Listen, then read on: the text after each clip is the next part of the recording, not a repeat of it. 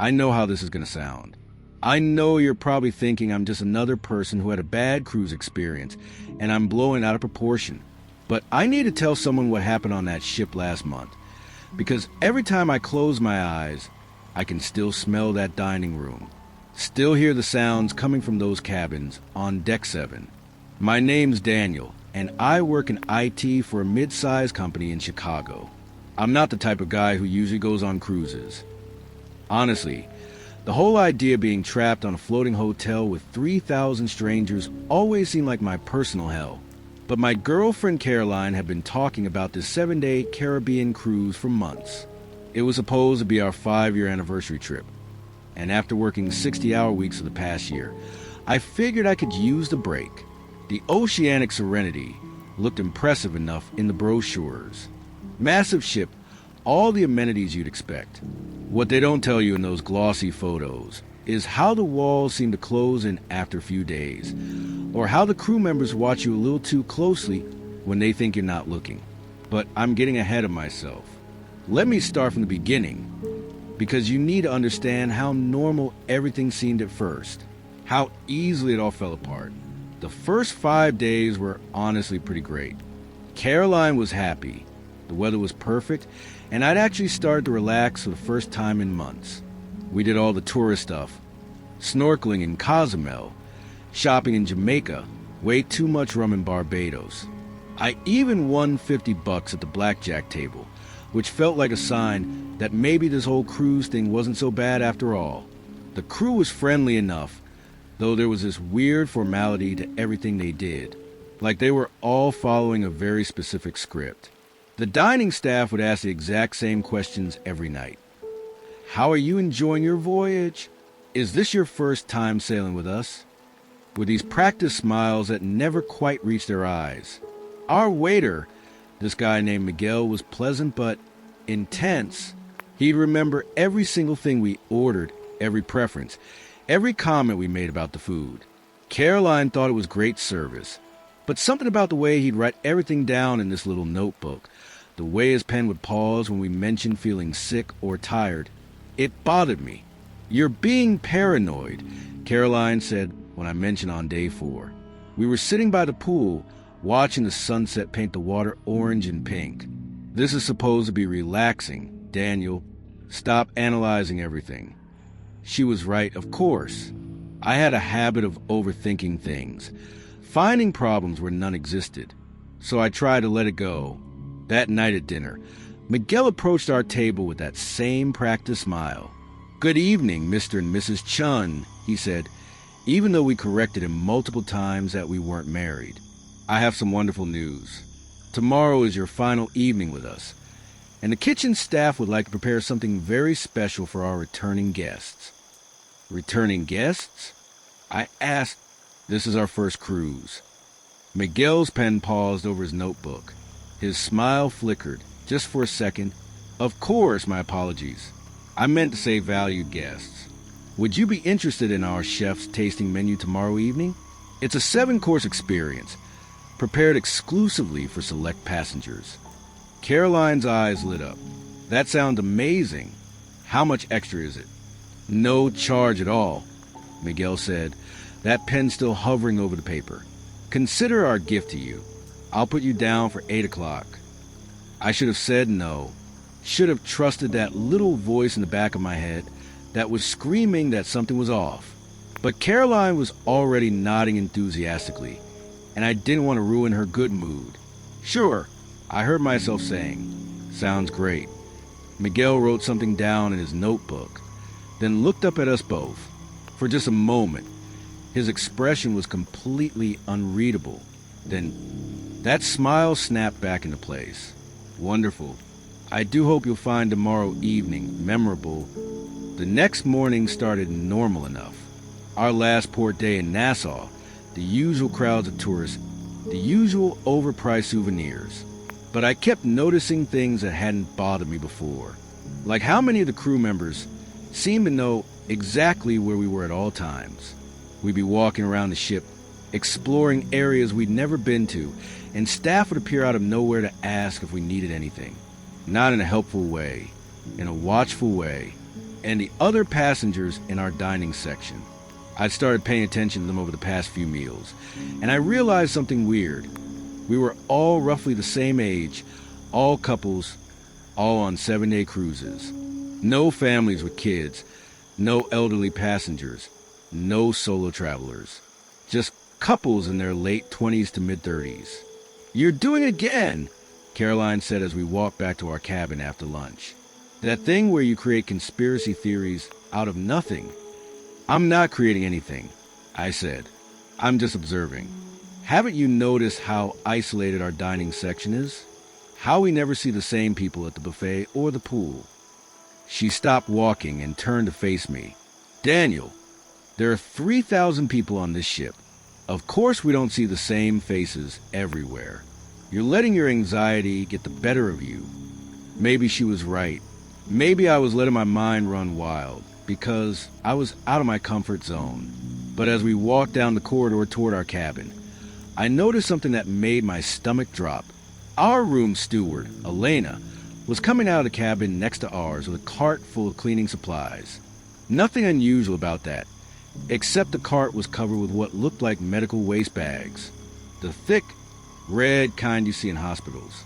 When she saw us approaching, she quickly threw a towel over the cart and gave us that same practiced smile all the crew seemed to have. "Good afternoon, Mr. and Mrs. Chun.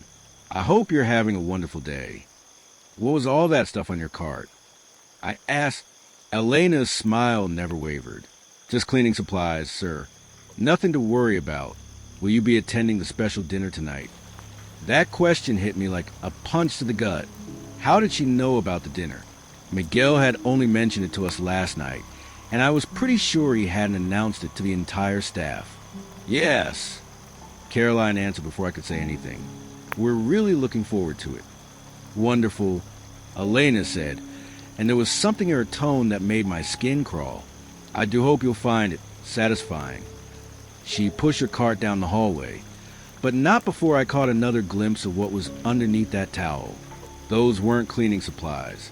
They looked like 4 bags and medical tubing. Back in our cabin, I tried to shake off the feeling that something was seriously wrong. I took a shower, hoping the hot water would wash away the anxiety. But even that felt off. The water pressure was different than it had been all week, and there was a strange chemical smell that reminded me of hospitals. When I came out of the bathroom, Caroline was sitting on the bed, looking at a piece of paper. "What's that?" I asked. "It was slipped under our door while you were in the shower," she said, handing it to me. "It's our seating assignment for tonight." The paper was thick, expensive-looking cardstock with the ship's logo embossed at the top. Our names were written in elegant calligraphy, along with a table number and a note at the bottom that made my blood run cold. "Please note, due to kitchen preparations, room service will be unavailable after 6 p.m. tonight. All guests are strongly encouraged to attend their assigned dinner seating." "Strongly encouraged?" I said. "That's a weird way to put it."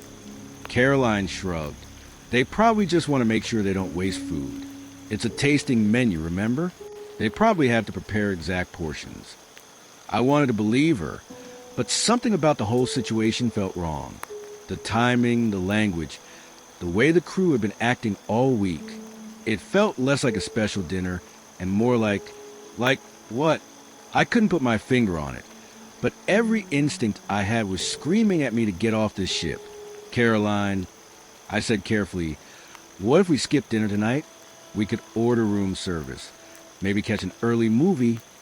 "Room service isn't available," she said, pointing to the paper. "Besides, this is our last night. I want to do something special." I was about to argue when there was a knock at our door. Caroline got up to answer it, and I heard her talking to someone in the hallway. When she came back, she was carrying a small gift basket filled with chocolates and a bottle of champagne. "Who was that?" I asked. "Miguel," she said, already unwrapping one of the chocolates. "He wanted to make sure we got this before tonight. Isn't that sweet?" I picked up the card that came with the basket. It was handwritten in the same elegant script as our dinner invitation. "Mr. and Mrs. Chun, thank you for choosing Oceanic Serenity for your special celebration. We hope tonight's dinner will be an experience you'll never forget. The dining staff. Caroline was already eating the chocolate, and I watched her face change from pleasure to confusion. "That's weird," she said. "It has this strange aftertaste, kind of metallic." My heart started racing. "Spit out, Caroline. Right now." "What? Why?" "Just do it. Please." She looked at me like I'd lost my mind, but she went to the bathroom and spat out what was left of the chocolate. When she came back, she was holding her hand to her throat.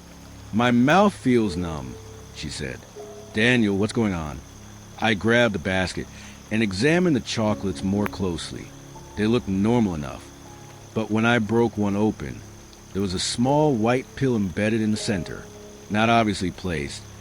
It was wrapped in chocolate, so carefully you'd never notice unless you were specifically looking for it.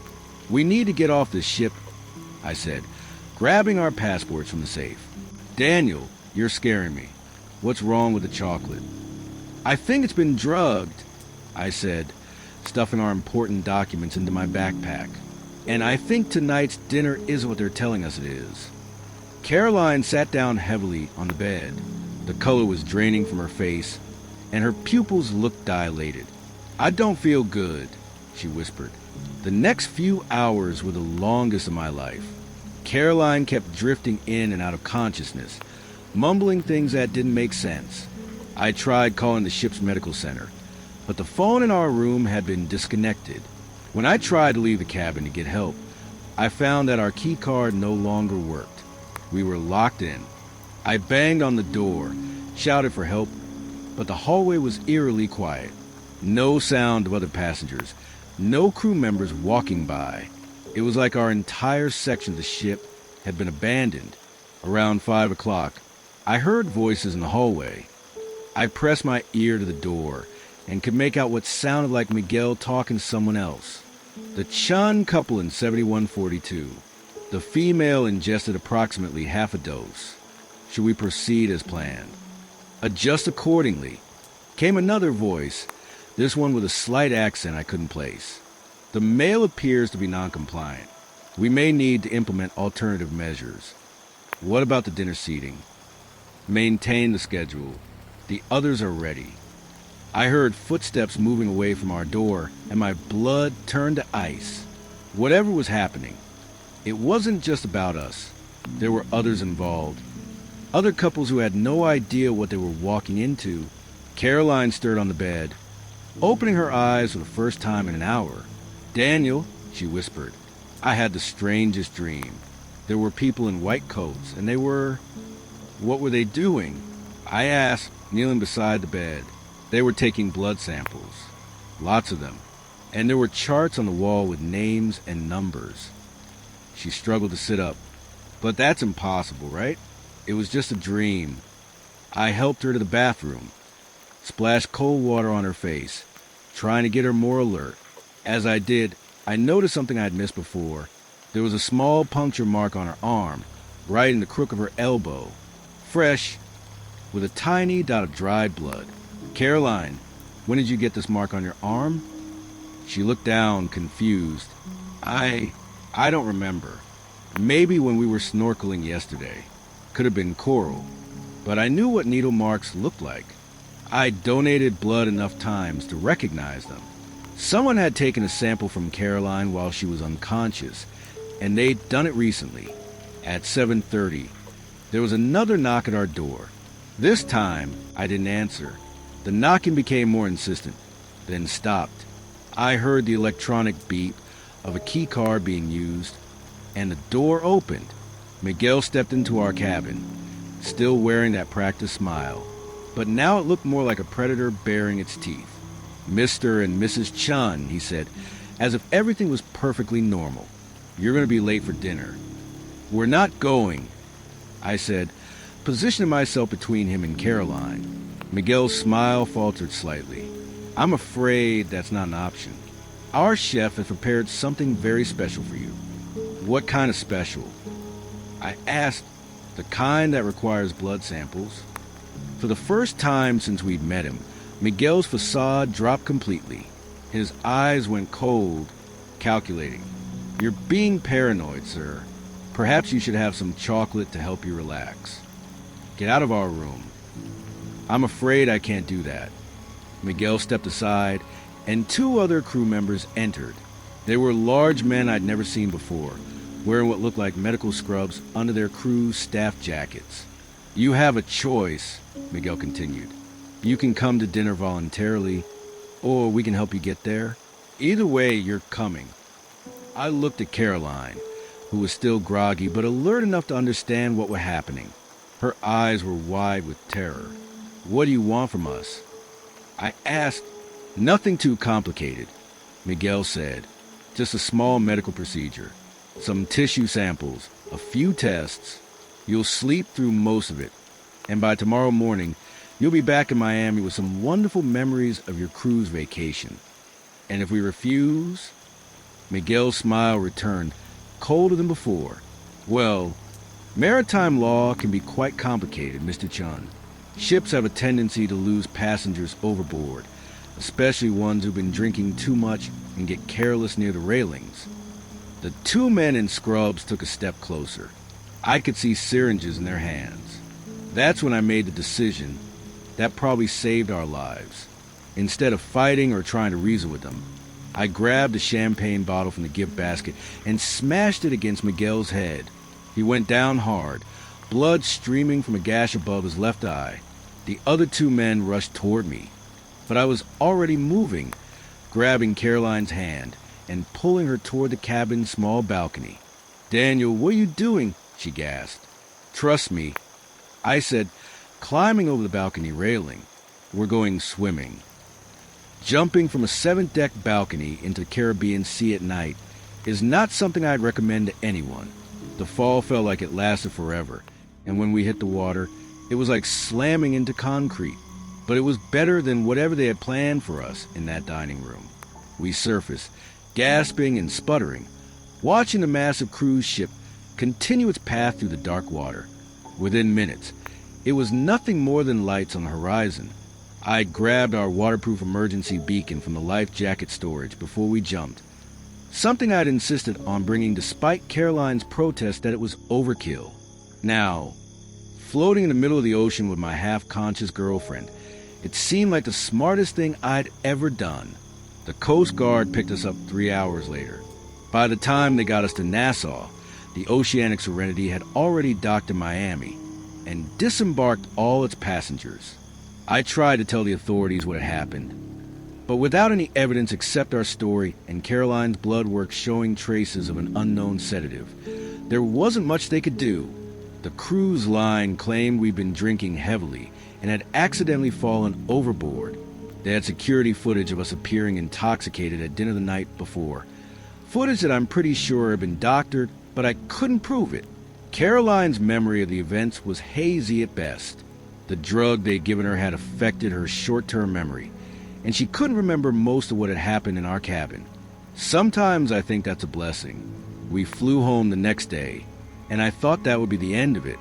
We'd had a terrible experience, loss of money, but we were alive and safe. Case closed, except it wasn't closed. Not even close. About 2 weeks after we got back to Chicago, I started getting emails from other passengers who'd been on the cruise. Somehow, they'd found my contact information and were reaching out to share their own experiences. Jennifer and Mark from Phoenix wrote to tell me about their food poisoning on the last night of the cruise. They'd eaten the special dinner, and both ended up violently ill, spending the night in the ship's medical bay with 4 drips. They had no memory of most of the evening, but Mark had woken up with unexplained bruising on his arms and torso. David and Lisa from Seattle had a similar story. They'd attended the dinner, gotten sick, and spent the night in medical. Lisa had found a small bandage on her abdomen that she didn't remember getting, covering what looked like a surgical incision. Over the next month, I heard from 17 other couples. All of them had been in our dining section. All of them had been invited to the special dinner. Most had no clear memories of what happened after they started eating, but they all had unexplained medical evidence. Needle marks, small incisions, missing jewelry, gaps in their memory. The worst part was learning what we'd narrowly escaped. according to the emails. The dinner had been served in a private dining room on Deck 12. The couples who attended were given a 7-course meal that was heavily sedated. Once they were unconscious, they were taken to a makeshift medical facility that had been set up in one of the ship's conference rooms. Nobody knew exactly what procedures had been performed, but based on the physical evidence, it involved blood draws, tissue samples, and possibly organ biopsies. Some couples reported missing dental work or unexplained dental procedures. Others had evidence of minor surgical procedures they couldn't remember. The most disturbing email came from a couple named Robert and Michelle from Denver. They'd attended the dinner, but had left early when Michelle started feeling sick. On their way back to their cabin, they'd gotten lost and ended up on Deck 12. Through a partially open door, they'd seen what looked like an operating room with multiple patients on tables, all unconscious. There were at least 8 people in there, Robert wrote, all hooked up to IVs and monitoring equipment. There were men in surgical scrubs taking samples of different organs. It looked like a medical research facility, not a cruise ship. When they tried to leave, they were stopped by security and escorted back to their cabin. They were told they'd been drinking too much and were confused. The next morning, they were both offered significant discounts on future cruises in exchange for signing non-disclosure agreements about their medical episode. Most of the couples I heard from had signed similar agreements in exchange for compensation, medical coverage, or future cruise credits. The cruise line had been very thorough in covering their tracks. I tried going to the FBI, to maritime authorities, to anyone who would listen, but without concrete evidence and with most of the victims bound by NDAs, there wasn't much anyone could do. The cruise line had lawyers, money, and a carefully crafted story about a norovirus outbreak that had caused some passengers to hallucinate. The Oceanic Serenity continued operating for another 6 months before it was quietly sold to a company in Panama and reflagged. The last I heard, it was running gambling cruises in international waters, though I suspect its real purpose hasn't changed. I never found out what they were harvesting from passengers or why. My best guess is that it was some kind of medical research operation, testing new drugs, collecting genetic material, or maybe just harvesting organ for sale on the black market. The logistics would be perfect. International waters, captive subjects, medical facilities disguised as cruise amenities. Caroline and I broke up about 3 months after we got back. She said I'd become obsessed with the cruise, that I was seeing conspiracies everywhere and it was affecting my mental health. She wasn't wrong. I couldn't let it go. But here's the thing that keeps me awake at night. I keep getting emails from passengers on other cruise ships. Different cruise lines, different routes, but the same pattern. Special dinners for select couples. Memory gaps. Unexplained medical evidence. It's not just one ship or one company. It's bigger than that. Last week, I got an email from a woman whose sister had gone on a Mediterranean cruise 6 months ago. She'd been invited to a wine tasting event for preferred guests on the last night of her trip. She'd attended with her husband, and they'd both gotten severely food poisoned. They spent the night in the ship's medical facility and flew home the next day with vouchers for a free future cruise. 2 weeks later, the woman's sister was diagnosed with a rare blood disorder that her doctors couldn't explain. Her husband developed kidney problems that required ongoing treatment. When they tried to contact the cruise line for their medical records from that night, they were told that all records had been lost in a computer system failure. The vouchers they'd been given were for the same cruise line that operated the Oceanic Serenity. I don't take cruises anymore. I don't even like being near large boats.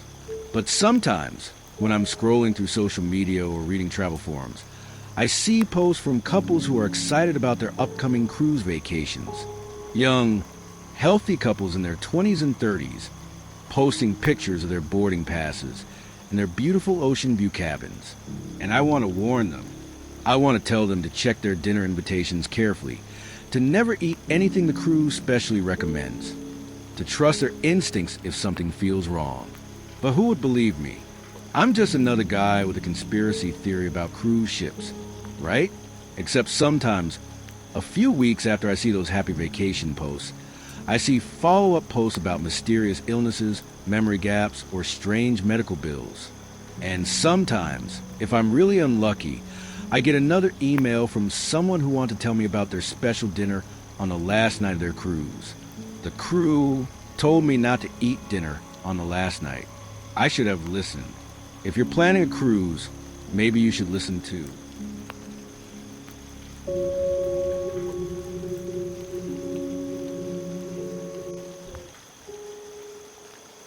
I know what you're thinking before I even start, but I need to tell someone this story, because if I don't, I think I'm going to lose my mind.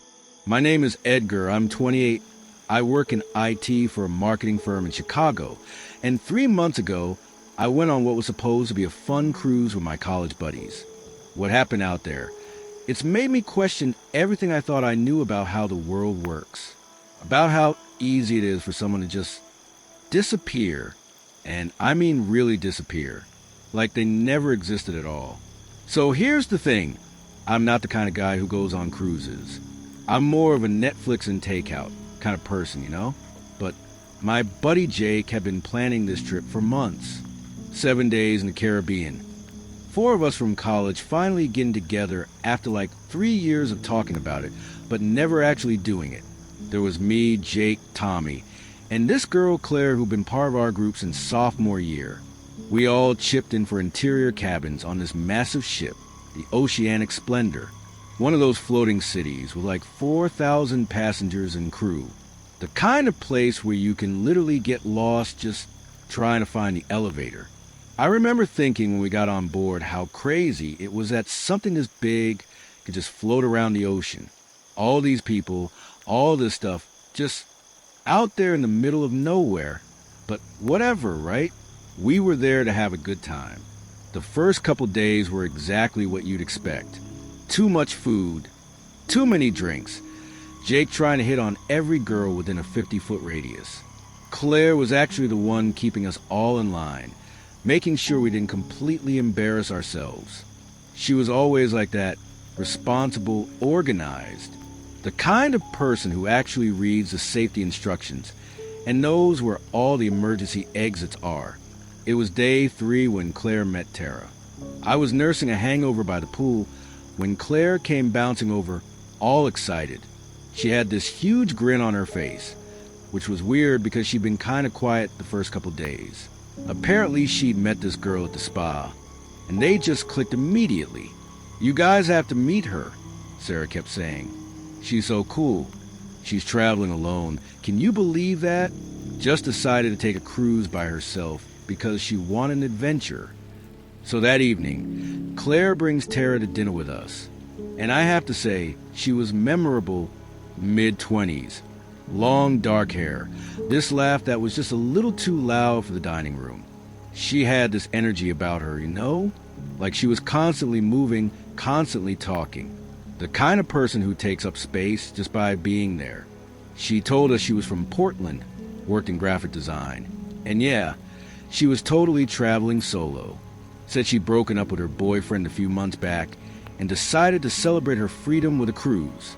Honestly, she seemed a little manic to me, but Claire was absolutely fascinated by her. After dinner, Tara suggested we all go to the karaoke bar. I want to call it a night, but Claire was so into hanging out with her new friend that we all went along. And that's when things started getting weird. The karaoke bar was packed. Typical cruise ship entertainment. Tara immediately signed up to sing and did this incredibly dramatic version of Total Eclipse of the Heart. Like, I mean dramatic. She was on her knees on the stage, really belting it out. Everyone was cheering, but there was something about it that made me uncomfortable. She seemed desperate for attention, I guess. After her song, she came back to our table all breathless and excited. That's when I noticed this guy at the bar who'd been watching her perform. Older guy, maybe in his 50s, wearing one of those tropical shirts that screamed cruise passenger. But he wasn't applauding like everyone else. He was just staring. And when Tara sat down, he kept staring. I pointed him out to Tommy, and he shrugged it off. Creepy old dude on a cruise ship? Shocking. But there was something about the way this guy was looking at Tara. Not like he was attracted to her, but like he recognized her, like he knew something. Sarah and Tara were already planning the next day. They wanted to go to this cooking class together, then hit the shops when we docked in Cozumel. They were acting like they'd been best friends for years, instead of like 12 hours. The next morning, I woke up early and decided to grab coffee before everyone else was up.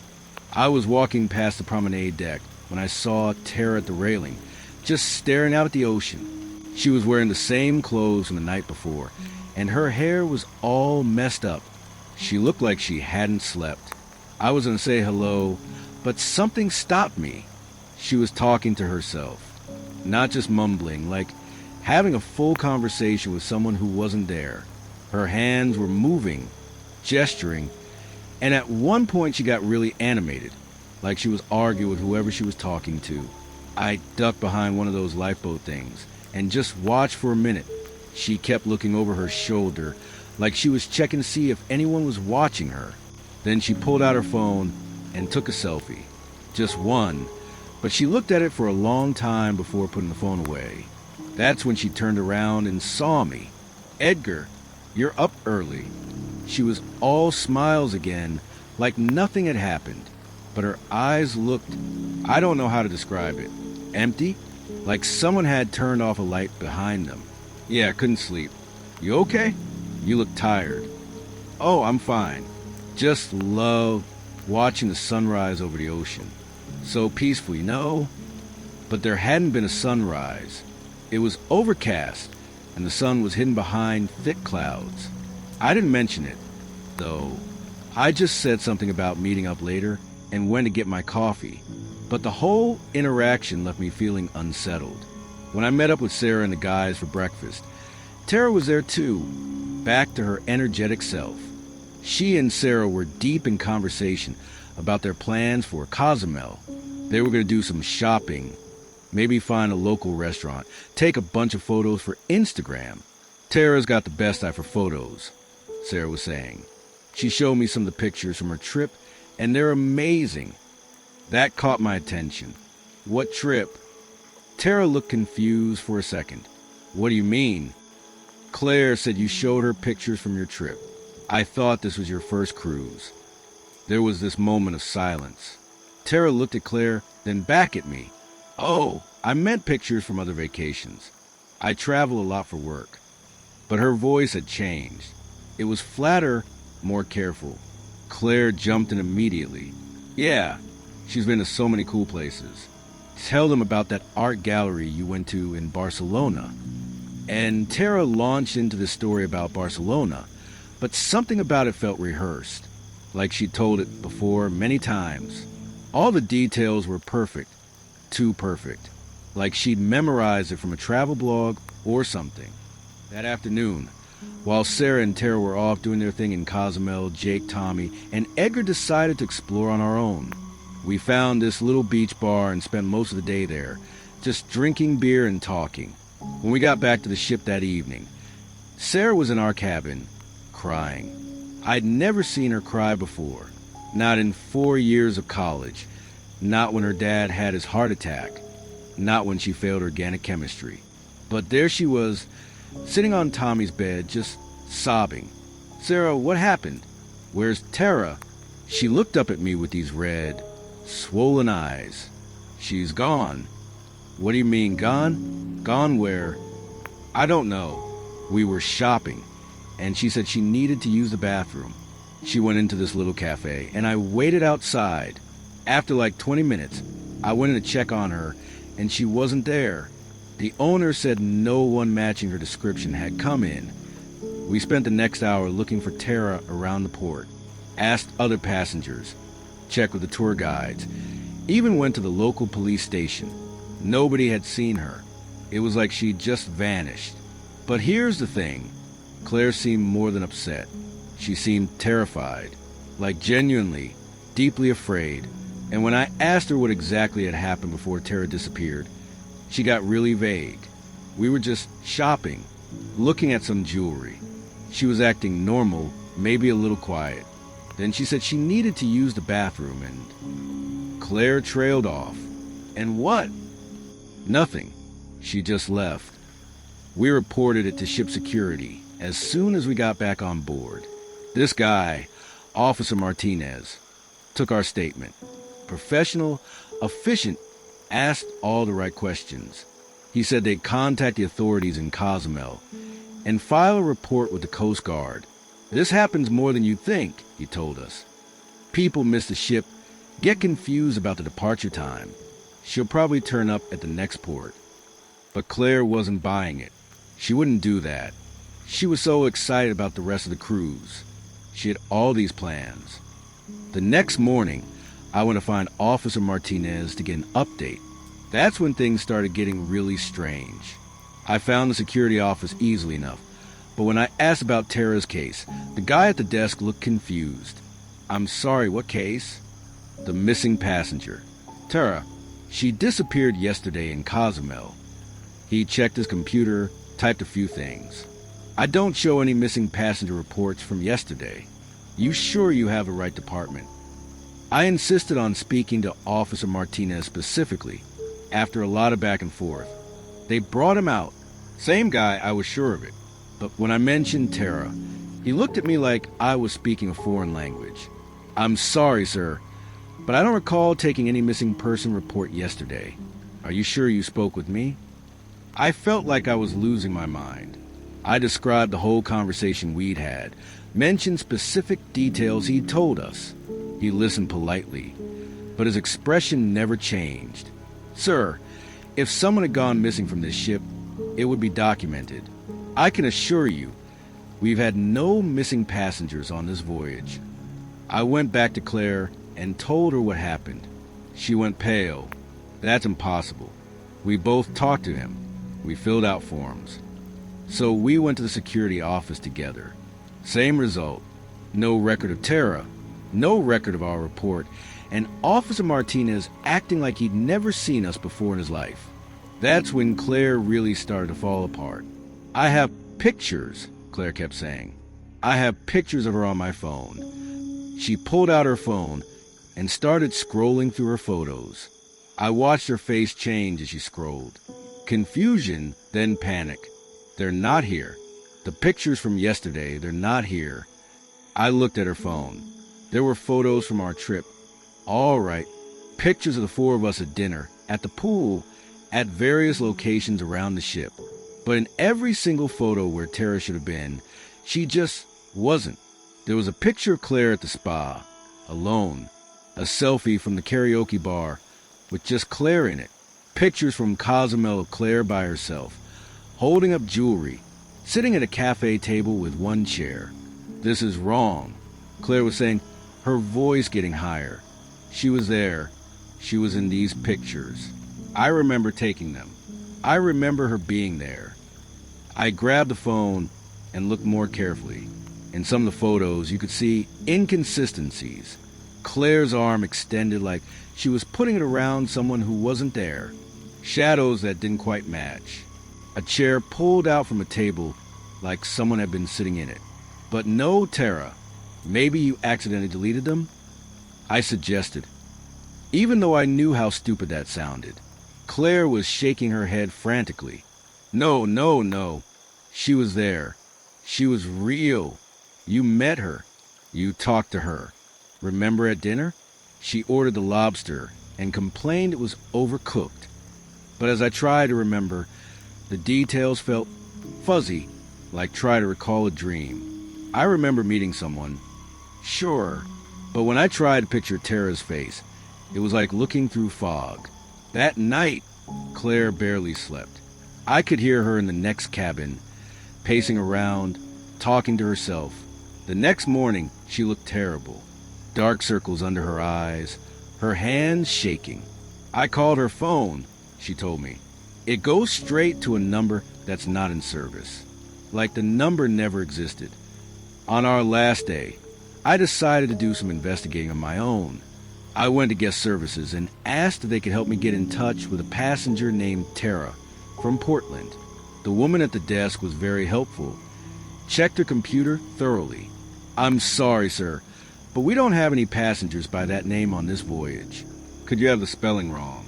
I tried different spellings, described her appearance, mentioned that she was traveling alone. Nothing. According to their records, no one matching Tara's description had ever been on the ship. Then I went to the dining room and asked our waiter about the extra person who'd been at our table the second night. He looked confused. "Sir, you've been a partier for the entire cruise. Same table, same seats every night." I insisted that there had been a fifth person, described the whole evening. He was polite but firm. "I'm sorry, sir, but I would remember. It's been the four of you every single night." I started asking other passengers, people who'd been at the karaoke bar that night. Same story everywhere. Nobody remembered a girl singing Total Eclipse of the Heart. Nobody remembered the dramatic performance that had gotten everyone cheering. It was like Tara had been surgically removed from everyone's memory except Claire's and mine. And even my memories were getting hazier by the hour. That's when I started noticing the crew members. They were watching us.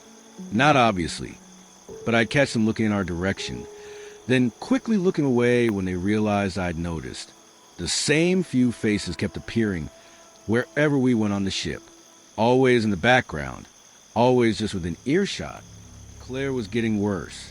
She was talking to herself constantly now, having full conversations with someone who wasn't there. Sometimes she'd set down her drink and say, "Here, hold this," to empty air. At the pool, she'd move over to make room for someone on her lounge chair. The other passengers were starting to stare. On our last night, I couldn't sleep. I went up to the deck to get some air, and I found Claire at the same railing where I'd seen Tara that morning. She was staring out at the ocean, completely still. "Claire?" She turned around, and for a second I didn't recognize her. Her eyes were completely empty, like no one was home. "She's still here," Claire said quietly. "Tara's still here. She never left the ship." "Claire, there is no Tara." "There never was." "Yes, there was. There is. She's just... they made her go away. But I can still see her sometimes. In the corners of my vision. In reflections. I try to get her to come back inside. But she wouldn't move. Edgar, what if I'm next? What if they decide I know too much? What if tomorrow you wake up and you don't remember me either?" That sent a chill down my spine because, honestly, I was already having trouble holding on to the details. Tara's face was basically gone from my memory. I could remember the idea of her, the concept, but not the actual person. "Who's they, Claire?"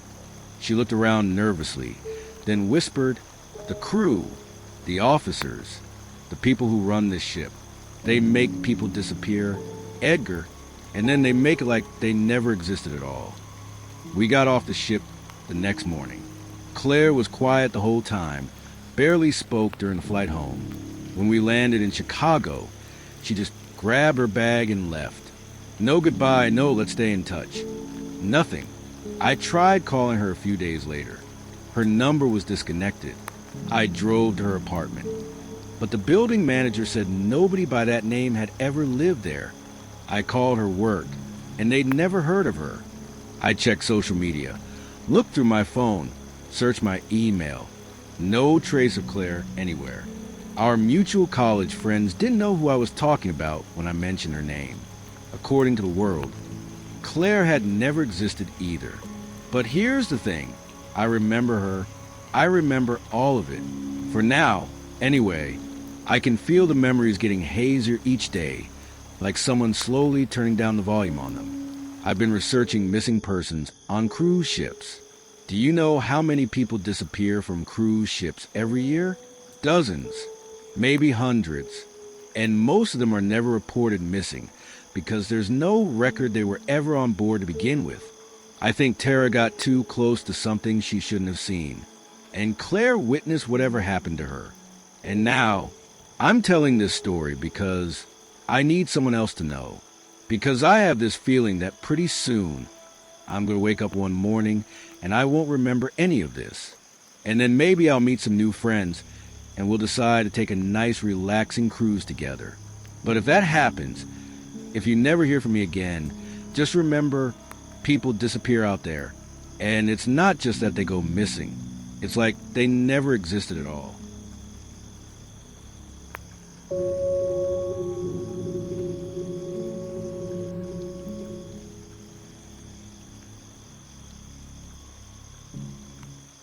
Well, what I'm about to tell you happened 3 years ago on what was supposed to be the best spring break of my college life.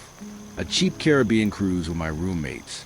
You know, the kind with buffet foods questionable and the entertainment's even worse. But by the end of that week, I would have given anything to be bored out of my mind again. Because sometimes, the most terrifying thing isn't what jumps out at you in the dark. Sometimes it's what you keep seeing, over and over, until you realize it's impossible. And sometimes, when you finally get answers, you wish you'd never asked the questions. My name's Jake, and I was a junior at State studying computer science. Pretty average guy. Spent most of my time coding, gaming, the usual nerd stuff. Not exactly the type to believe in ghost stories or supernatural bullshit.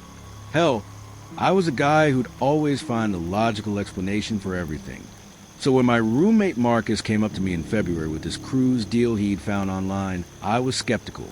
4 of us, me, Marcus, our friend Tyler, and Tyler's girlfriend Sarah. 7 days in the Caribbean for like $600 each. The ship was called the Paradise Dream, which should have been our first red flag, honestly. Nothing that cheap is ever actually paradise. But we were broke college students, and it was either this or spend spring break in our shitty apartment eating ramen. So we booked it. The ship was, well, exactly what you'd expect for that price. Built in the 80s. Probably last renovated sometime during the Clinton administration. Our cabin was the size of a closet. The carpet had mysterious stains, and the shower barely had enough water pressure to rinse shampoo out of your hair. But hey, we were young and stupid, and there was an all-you-can-drink package. So who cared? The first couple days were actually pretty fun.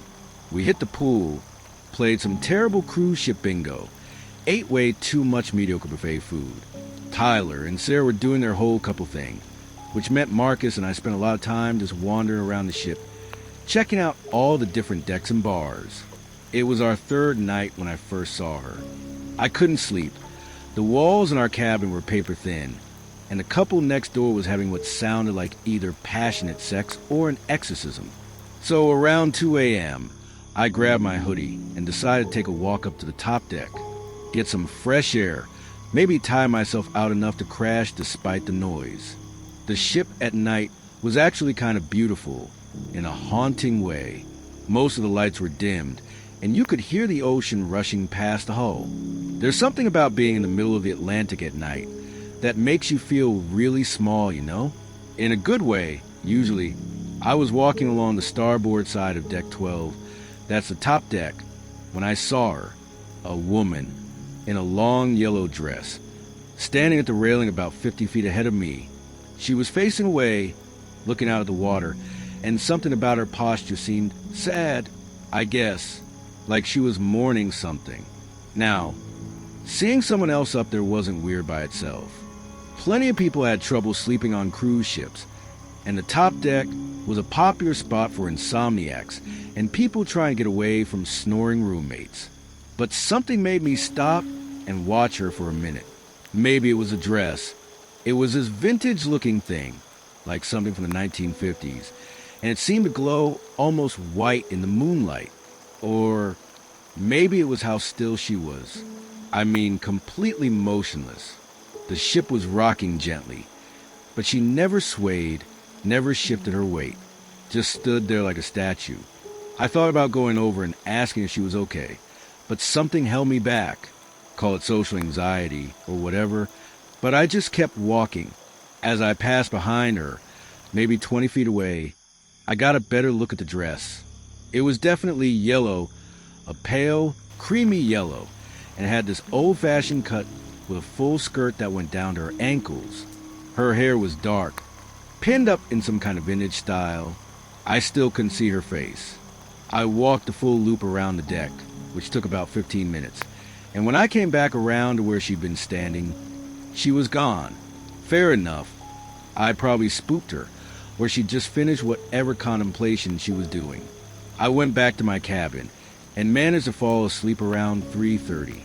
The next day was normal. We did the whole tourist thing at our first port.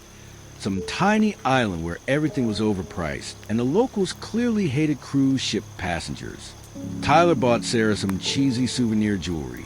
Marcus got sunburned despite wearing SPF 50, and I spent most of the day reading in the shade. That evening, we hit the ship's main bar. The drinks were watery, but they were free, so we weren't complaining.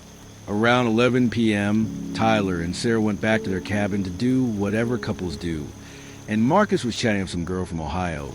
So I decided to call a night, but instead of going straight to bed, I found myself heading back up to deck 12. I told myself it was just for some fresh air, but honestly, I was curious about the woman in the yellow dress. Not in a creepy way. I just wondered who she was, why she'd been up there so late. I walked the same route as the night before, and sure enough, there she was. Same spot, same position, same dress. Still facing away from me, completely motionless. This time, I decided to be social. I approached slowly, not wanting to startle her. "Hey!" I called out when I was about 10 feet away. "Nice night, huh?" She didn't respond. Didn't even acknowledge I was there. I got a little closer. "I saw you up here last night, too." Trouble sleeping? Nothing. It was like I was talking to a mannequin. Now I was close enough to see details. The dress really was beautiful. Silk or something similar, with tiny pleats in the skirt and delicate buttons up the back. Her hair was definitely pinned in a 1940s or 50s style, with these perfect finger waves that looked like they'd been done by a professional. But here's what got to me. She wasn't breathing. I mean, I couldn't see her shoulders rise and fall. Couldn't see any movement at all. For a split second, I wondered if she was even alive. "Excuse me?" I said, reaching out to tap her shoulder. That's when she turned around, or started to. I only saw her profile for a second, pale skin, red lipstick, definitely pretty, before I got this overwhelming feeling that I should not be looking at her face. It was like every instinct in my body was screaming at me to look away, to run, to get the hell out of there. So I did. I turned and walked away as fast as I could, without actually running, my heart hammering in my chest. I didn't look back. The next morning, I was exhausted and jittery. Marcus noticed I was acting weird, but I brushed off his questions. How do you explain to someone that you're being stalked by a woman in a vintage dress who might not be real? That afternoon, while the others were at the pool, I decided to do some investigating. I went to the guest services desk and asked if they could help me get in touch with another passenger. "I met someone the other night," I told the clerk. A middle-aged woman with tired eyes and a fake smile. A woman in a yellow dress. I'd like to find her again, maybe invite her to dinner. The clerk's smile faltered slightly. "Can you describe her?" I gave her the details. The dress, the hairstyle, mentioned that she seemed to spend a lot of time on the upper decks at night. The woman's expression grew more uncomfortable. "Sir, are you sure you saw this person on our ship?" "Of course I'm sure. Why would you ask that?" She looked around nervously, then leaned closer. "There have been other inquiries about a woman matching that description. But sir, we don't have any passenger register who fits that description." My stomach dropped. "What do you mean?" "I mean, we've checked our manifest multiple times. There's no one on this ship who matches what you're describing." I stared at her. "That's impossible. I've seen her 3 times. The clerk looked genuinely disturbed now. "Sir, I think maybe you should speak to our security team." "Security? Why?" But she was already calling someone on her radio, speaking in hushed tones. I caught fragments. Another sighting report, and deck 12 again. I left before security could arrive. That evening, I hit the ship's main bar early, hoping to talk to some of the staff. Maybe someone would know something the guest services people wouldn't share. I found a bartender named Carlos who seemed friendly enough. After a couple drinks and some casual conversation, I brought up the woman in the yellow dress. Carlos's demeanor changed instantly. He stopped wiping down glasses and looked at me with this expression I couldn't read. "You saw her too?" he asked quietly. "Two? What do you mean two?" He glanced around the bar, making sure no other staff were listening. "How many times?" "3, maybe 4 now." Carlos nodded grimly. "It's always 3 or 4 times before." "Before what?" He was quiet for a long moment, then leaned across the bar. "Listen, I've been working cruises for 12 years. I've seen her on maybe 6 different ships, always the same dress, always the same behavior. The company doesn't like us talking about it." My mouth went dry. "What is she?" "I don't know, but people who see her more than a few times." He shook his head. "Bad things happen." "What kind of bad things?" Before he could answer, another bartender came over and said something to Carlos in Spanish. Carlos immediately straightened up and moved away from me. "Sorry, sir, I need to help other customers." I tried to catch his eye the rest of the evening, but he avoided me completely. That night, I couldn't sleep at all. Every time I closed my eyes, I saw her profile, that pale skin and red lipstick, and the way she started to turn toward me with that unnaturally slow movement. Around 3 a.m., I gave up and went for a walk. Not to the top deck this time. I went down to deck 3, where there was a quiet seating area near the library. She was there, sitting in one of the chairs, facing the window, wearing the same yellow dress. I froze in the doorway. She was maybe 15 feet away, and for the first time, I could see her from a 3/4 angle. Her profile was sharp and elegant, like something from an old Hollywood movie. But there was something wrong with the way she sat, too straight, too still, like a doll that had been positioned and left. I backed away slowly, not wanting her to notice me, but as I moved, her head started to turn in my direction. I ran. The next night, she was outside my cabin door. I'd gone to bed early, exhausted from lack of sleep and stress. Marcus was out late with that girl from Ohio, so I had the room to myself. I was just starting to drift off when I heard something in the hallway. Footsteps, but wrong somehow. Too slow, too deliberate. I got up and looked through the peephole. She was standing directly across from our door, facing it. The hallway lighting was dim, but I could see the yellow dress clearly, could see her vintage hairstyle. She was maybe 6 feet away, close enough that I could see the details of her face as she turned toward me. But she wasn't looking at the door. She was looking slightly to the left, at the wall next to our cabin, just staring at nothing. I watched her for what felt like hours. She never moved, never shifted position. The hallway was completely silent, except for the distant hum of the ship's engines. Finally, I couldn't take it anymore. I was about to open the door, to confront her directly, when Marcus came stumbling back from his date. He was drunk and loud, fumbling with his key card. I looked through the peephole again. She was gone. When Marcus finally got the door open, I asked him if he'd seen anyone in the hallway. "Nah, man. Why?" I didn't answer. The next day was our last full day on the ship.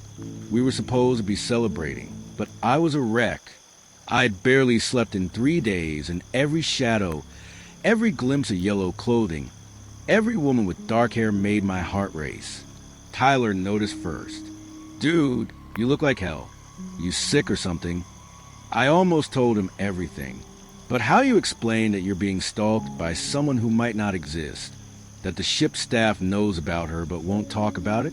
That you're starting to wonder if you're losing your mind? Instead, I made an excuse about seasickness and spent most of the day in the cabin. That night, I made a decision. I was going to find her, follow her, figure out what the hell was going on. I couldn't spend another night hiding, wondering if she was going to appear outside my door or in some reflection. I waited until Marcus was asleep, then made my way up to deck 12. It was about 2:30 a.m., roughly the same time I'd first seen her. She was there, in her usual spot at the railing. Same position, same motionless posture. This time, I didn't try to approach her directly. Instead, I found a place where I could watch her from about 30 feet away, partially hidden behind one of the lifeboats. I waited for almost an hour. She never moved, never showed any sign that she was aware of my presence. But then, without any warning, she started walking. Not toward me. Thank God. She moved along the railing with this strange, gliding gait, like she was on wheels instead of legs. The dress swayed, but not naturally. It moved like it was underwater, flowing in slow motion. She reached the end of the deck and turned toward the stairwell that led to the lower levels. I followed at a distance, my heart pounding so hard I was sure she could hear it. Down to deck 11, then 10, then 9. She moved through the ship like she knew every corridor, every shortcut. Never hesitated, never looked around to get her bearings. And she was fast. That gliding walk covered ground quickly, and I had to hurry to keep up. At deck 5, she turned down a corridor I'd never seen before. It was narrower than the main hallways, with lower ceilings and different lighting. The carpet was older, more worn. I realized we were in a crew area, somewhere passengers weren't supposed to go. She stopped at a door marked "Authorized Personnel Only," and, without using a key card or knocking, simply walked through it like it wasn't even there. I stood outside the door for a long time, debating what to do. Finally, I tried the handle. It was unlocked. The door opened onto a stairwell I'd never seen on any of the ship's deck plans. It was narrow and steep, clearly designed for crew use, but it looked older than the rest of the ship. The walls were bare metal, instead of the fake, with paneling used in the passenger areas. I could hear her footsteps echoing from below, that same slow, deliberate pace. The stairwell went down further than it should have. We were already at deck 5, but I counted at least 3 more flights of stairs below that. Where the hell was she going?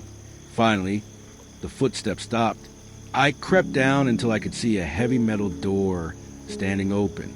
Beyond it was a room lit by harsh fluorescent lights. I waited, listening for any sound of movement. Nothing. Slowly, carefully, I approached the doorway and peered inside. The room was large and windowless, with concrete walls and a low ceiling.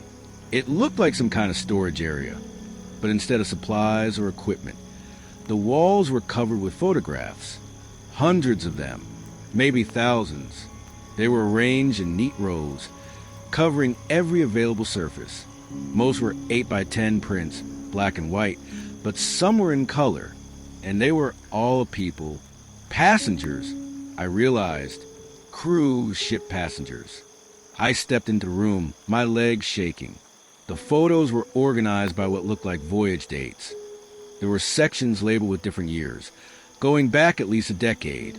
Each photo showed a different person, usually taken without their knowledge. Candid shots of people eating, swimming, walking the decks. But some photos had been circled in red marker, and some had been crossed out entirely. I moved deeper into the room, following the timeline. The photos got more recent, and the quality improved as the cameras got better. 2019, 2020, 2021. Then I found a section labeled Paradise Dream, March 2022. Our cruise. There were dozens of photos from the past week, pictures of other passengers I recognized, shots of the dining areas and pool decks. And then I saw myself. Multiple photos of me, walking the decks, eating at the buffet, talking to my friends, all taken from a distance, all without my knowledge. One showed me standing at the railing on deck 12. The first night I'd seen her, my photo had been circled in red. I grabbed it with shaking hands. Written on the back in careful handwriting with my cabin number and the note, subject aware, phase 2 initiated. That's when I noticed the other photos scattered on a nearby table. All of the same woman, but in different settings, different ships, different years. The woman in the yellow dress. She looked exactly the same in every photo. Same dress, same hairstyle, same ageless face. But the backgrounds changed. Different cruise ships, different decades based on the photo quality, and the other passengers visible in shots. There were photos of her from the 1990s, the 1980s, even some grainy shots that looked like they were from the 1970s. She hadn't aged a day.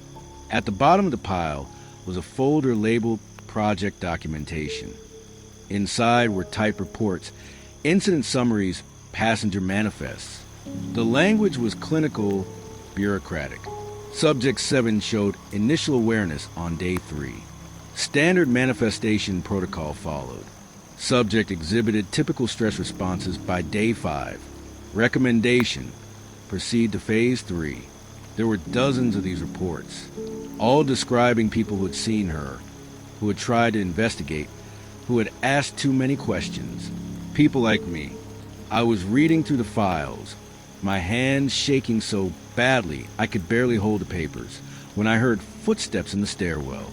Someone was coming down. I looked around frantically for somewhere to hide, but the room was too open, too exposed. The footsteps were getting closer. Not the slow, gliding steps of the woman in yellow, but the heavy boots of crew members. I shoved the folder inside my jacket and ran for the only other exit I could see, another stairwell on the far side of the room. Behind me, I heard voices. Definitely in here. Check the files. Can't let him. I ran up the stairs 3 at a time, not caring about the noise I was making. I had to get back to passenger areas, back to witnesses, back to safety. The stairwell ended at a door marked Deck 2. I burst through it and found myself in a familiar corridor near the main dining room. Safe, normal, with overhead lights and carpet, and the faint smell of cleaning products. I made it back to my cabin, without seeing anyone. Marcus was still asleep, snoring peacefully. I sat on my bunk and opened the folder I'd stolen. The final document was a passenger manifest for our cruise, Paradise Dream, March 2022. Every name was listed, along with cabin numbers and what looked like selection criteria. Some names had been highlighted. Mine was highlighted in yellow. According to the notes, I'd been selected because I was traveling with friends who wouldn't immediately report me missing, because I was the type to investigate strange things instead of ignoring them, because I was curious and persistent and had a tendency to walk the decks alone at night. In other words, I was the perfect target. The last page was a schedule. Day 1 to 2, initial observation. Day 3 to 4, first manifestation. Day 5 to 6, increased contact. Day 7, resolution. Tomorrow was day 7, our last day on the ship. I looked at my watch. It was 4:47 a.m. I didn't sleep the rest of that night. I sat in my bunk, staring at the folder, trying to make sense of what I discovered. Some kind of experiment? A sick game? Or something worse? When Marcus woke up, I told him we had to get off the ship immediately, that there was something wrong, something dangerous. He laughed. Dude, we're in the middle of the ocean. We can't exactly call an Uber. I showed him the photos, the reports, the manifest with my name highlighted. His expression changed quickly. What the fuck is this? I don't know, but we need to stay together today. All of us. Don't let me out of your sight. Marcus was skeptical, but he could see how scared I was. We found Tyler and Sarah at breakfast and explained the situation. They thought I was having some kind of breakdown, but they agreed to stick together. We spent the day in groups, never alone, always in public areas. I was exhausted and paranoid, jumping at every shadow, but I felt safe with my friends around me. As evening approached, our last night on the ship, I started to think I might have beaten whatever system they had in place. Maybe being with witnesses had disrupted their plan. Maybe I could make it to morning and get off the ship safely. That's when I saw her in the dining room. She was sitting 3 tables away, facing our direction. Same yellow dress, same vintage hairstyle. But for the first time, I could see her face clearly. She was beautiful in an old-fashioned way. with sharp cheekbones and full lips painted bright red. But her eyes were wrong. They were too dark, too hollow, and they were staring directly at me. Do you guys see her? I whispered to my friends. They looked where I was pointing. Tyler frowned. See who? The woman in the yellow dress. Right there. Sarah looked concerned. Jake, there's no one there. That table's empty. I looked again. She was still there, still staring at me. But my friends couldn't see her. That's when I understood. She wasn't really there. She was never really there. She was in my head. I ran from the dining room, my friends calling after me. I had to get away from people, had to think, had to figure out what was happening to me. I ended up on deck 12, at the same railing where I'd first seen her. The sun was setting, painting the ocean red and gold. She was there waiting for me. This time, when she turned around, I didn't look away. I stared directly at her face, trying to understand what she was, what she wanted. What are you? I asked. She smiled. It was a beautiful smile and a terrible one. I'm what happened, she said, when someone looks too hard at things they shouldn't see. Her voice was soft, melodic, with a slight accent I couldn't place. The photos, the reports, they're real? Real enough. We've been running this experiment for a very long time, studying how people react to unexplained phenomena, how far they'll go to find answers. Experiment, psychological research, corporate espionage, social control. Does it matter? You've seen behind the curtain now. You know too much. I backed away from her, but there was nowhere to go. We were alone on the deck, and my friends couldn't see her.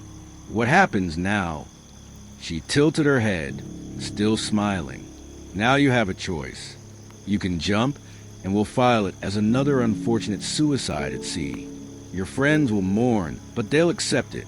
People do strange things on cruises. Or you can walk away. Go home. Live your life. But you'll never be able to prove what happened here. No one will believe you. And every now and then, in reflections or shadows or the corner of your eye, you'll see me. Just to remind you to keep quiet. I stared at her, my mind racing. How long has this been going on? Decades. Cruise ships are perfect laboratories. Isolated populations, controlled environments, built-in disposal methods. We've learned so much about human psychology, about fear, about how far people will go when they think they're losing their minds. The people in the photos, some jumped, some had accidents, some just disappeared. But most chose to forget, to live with the knowledge that they'd seen something impossible and could never prove it. She stepped closer, and I could smell her perfume, something floral and old-fashioned. Choose quickly, Jake. The ship docks tomorrow morning. That was 3 years ago. I chose to walk away. I finished college, got a job in tech, moved to a different city. My friends think I had some kind of breakdown on that cruise. And maybe they're right. Maybe I did. But I still have the folder I stole from that room. The photos, the reports, the passenger manifest. I've tried showing them to people, tried posting them online, tried contacting journalists and researchers. No one believes me. The photos are dismissed as obvious fakes. The reports as creative writing. The manifest as something I could have created myself. And she keeps her promise. I see her sometimes in windows and mirrors in the edge of my vision. Never for long. Never when anyone else is around. Just a glimpse of yellow fabric or familiar silhouette to remind me that some secrets are too dangerous to share. So I'm telling you this story, uploading it to YouTube, hoping maybe someone out there will believe me. Or maybe someone else who's seen it will find this and know they're not crazy. But if you're thinking about taking a cruise anytime soon, do me a favor. Stay away from the upper decks at night. Don't investigate strange things you can't explain. And if you see a woman in a yellow dress staring out at the ocean, just walk away.